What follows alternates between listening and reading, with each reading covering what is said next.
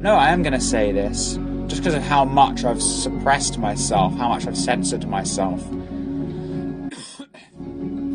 make sure I don't say the wrong thing, or the thing that is, like, societally, culturally, not allowed is voodoo. You're not allowed to say that. You're not allowed to do that. You're not allowed to enact that. You're not allowed to embody that.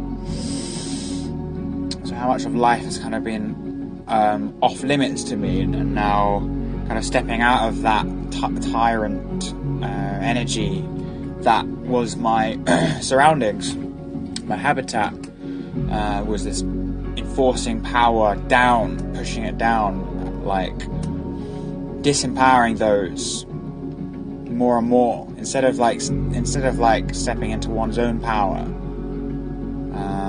following that sense of righteousness and that sense of nobility, like in like forcing it down, like ridiculing, character assassinating, pushing others down. And that's been a very common experience for so much of my life, and that's how I was programmed. So it's programming, there's subliminal programming, and it happens, and whether I'm aware of it or not, I wasn't self-aware. I wasn't as self-aware as I am now.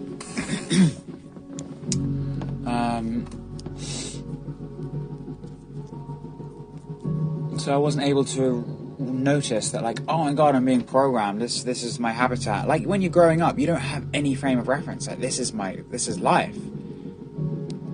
And since coming to Glastonbury and having these experiences at Menfest, and it's like this exists? No way! Like I had no idea. Like all I knew was tyranny. So just a lot of like I want to talk about the past like this. Because there's this distinction that I feel is really key in the kind of healing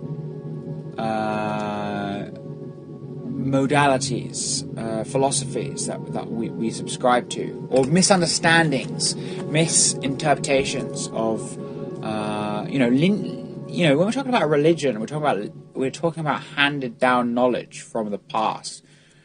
Now, who are the ones handing that down? Who are the ones handing that down? What is history but a fable agreed upon? What is the intention behind those that are writing those history books? What is their level of connection with God, like, or whatever it is? Do they understand? Do they relate to the teachings that are being handed down, that are being passed down? So we have Chinese whispers, and we have corruption that changes the narrative of the philosophy, of the religion, for their own will, for their own intentions, which is to conquer and enslave, suppress. And a lot of us have been enslaved to that. It's very common.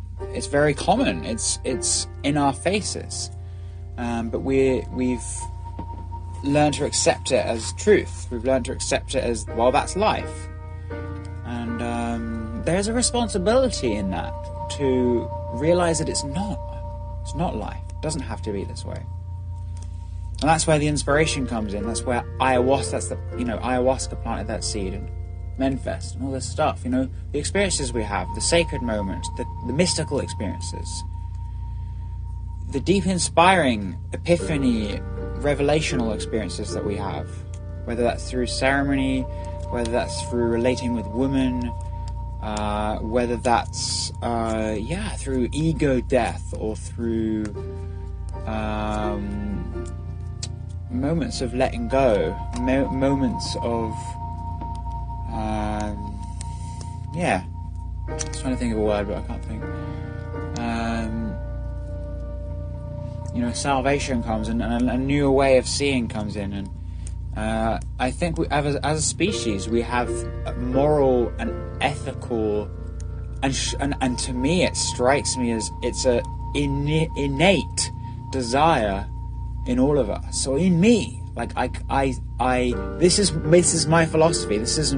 This is like, that's where I need to put the disclaimer in. Like, I'm not stating reality for how reality is. I'm just saying this is my perspective. Take it as you will. I think it is innate in all of us to want to thrive. And I think that is where the Holy Lands are. I think that is heaven. That is the planting of heaven. There is no afterlife that is heaven and hell. In my belief. That I suppose in order to say that, one would have to even explain or differentiate what past life is compared to this life. Like, I don't know.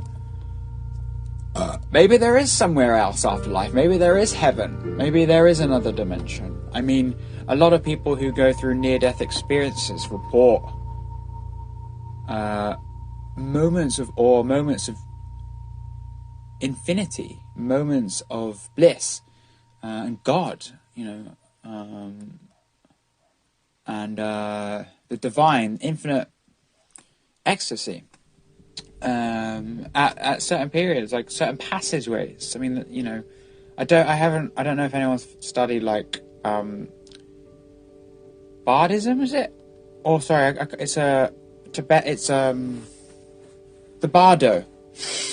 I haven't studied this, but like, there are ceremonies and there are different parts of the journey. I mean, the death journey. So I understand. So there's that place. There's a place that we potentially go to when we die. Is that heaven? Is that heaven any more than this moment should be? Is there any reason why heaven should not be present in this very moment?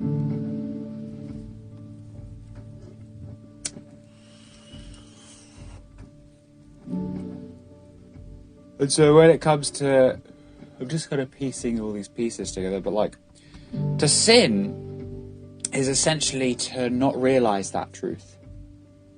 To sin is to doubt infinite bliss and letting it in. It is infinite. There's enough for us. I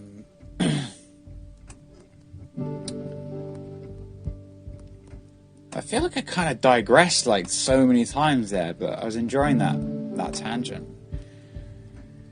I was originally going to say, like,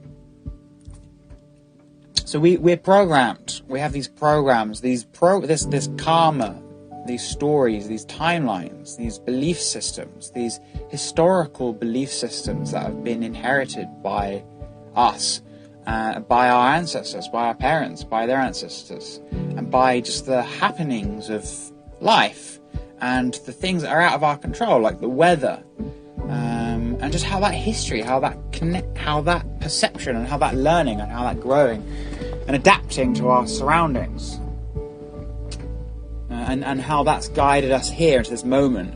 A lot of it's been very blind, like a lot of it's blindly like been led here. And it's like, okay, shit, like I'm here, like, okay, let's fucking wake up. What's going on? Like, what do I do? Who am I? What is my mission? What is my sole purpose?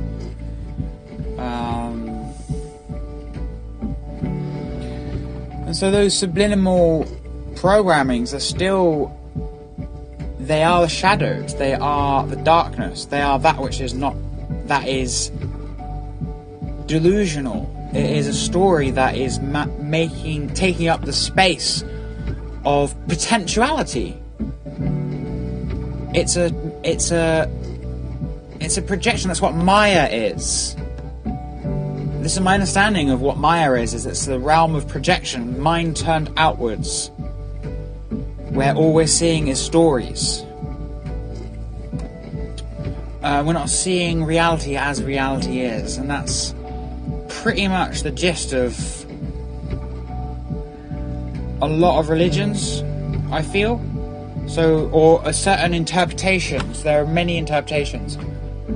That reality is reality, and we if we don't accept reality on reality's terms, then we're not facing truth, we're creating delusion, we're seeking refuge in delusion, when actually, like, that's fear. Like, the fear-based paradigms, the stories, the karma, the timelines, they are living within us, and it's about making it aware, taking one's awareness towards it, making it known, illuminating the shadows with the light of one's consciousness, facing the fear of what is in that shadow, and overcoming it, and realizing, there is nothing to fear, and, you know, I'm out the other side. You know, we always come through. So I think so when it comes to letting go, so the past does not exist, right? So this is the other side, this is the paradox. The past does not exist. The past is forgotten. It's not needed. It's gone. It's dead. There's no life there. There's no source there. And the future never comes. It never fucking comes. There it's only now. And what you choose to do with it.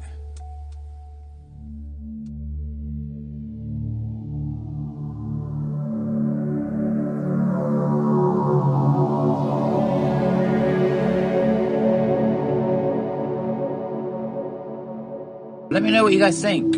Is any of this stuff making any sense to you? Do you guys resonate? Or do you have an opinion that is opposing towards it that you want to put forth? It's all welcome. It's all welcome.